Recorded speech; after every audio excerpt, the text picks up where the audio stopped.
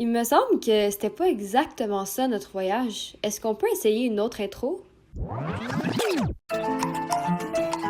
Bueno, sí.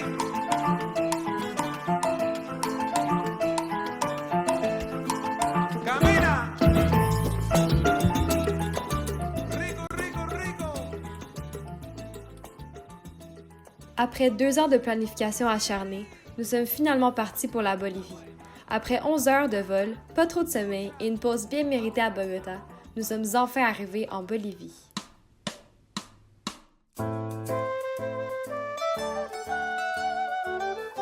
Arrivés à La Paz, nous avons vite rencontré Alejandro, notre incroyable guide, qui nous fit découvrir les splendeurs de la capitale bolivienne, mais également d'autres recoins de cette perle cachée des Andes. Nous avons traversé le lac Titicaca en kayak, visité des ruines millénaires, et nous avons également eu la chance de découvrir les spécialités culinaires de la Bolivie.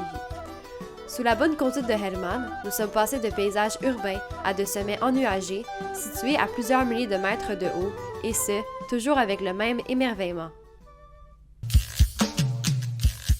Durant la première semaine, nous avons découvert un riche patrimoine national et des paysages à couper le souffle.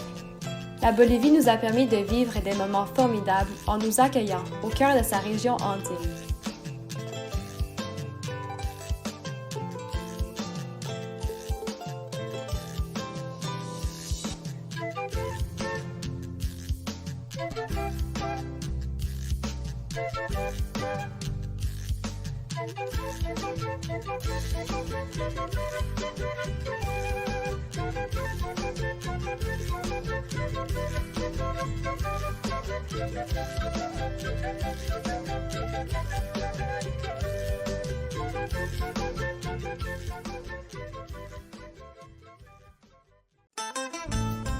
Après 5 jours d'ascension vers le point le plus haut de notre voyage, nous avons participé, en compagnie de Jaime, un spécialiste de l'environnement, à l'observation des grenouilles du lac Titicaca, une activité essentielle pour permettre la conservation de ces dernières. Bien heureux de notre semaine touristique, nous avons dû quitter toutes ces magnifiques personnes rencontrées jusqu'à maintenant afin d'arriver à la destination finale de notre voyage, le refuge Senda Verde.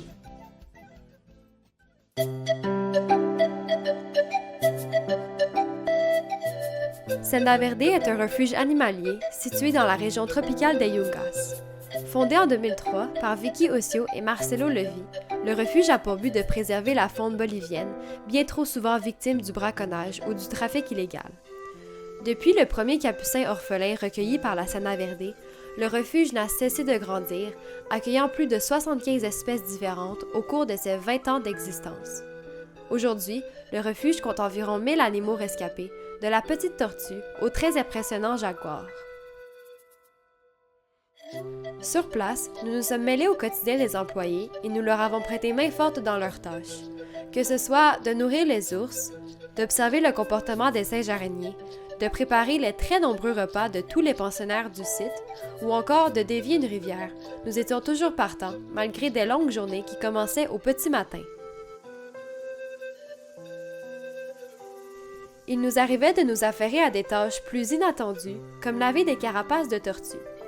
Celles-ci doivent fréquemment être lavées, faute de quoi des algues nocives pour la santé de l'animal poussent dessus.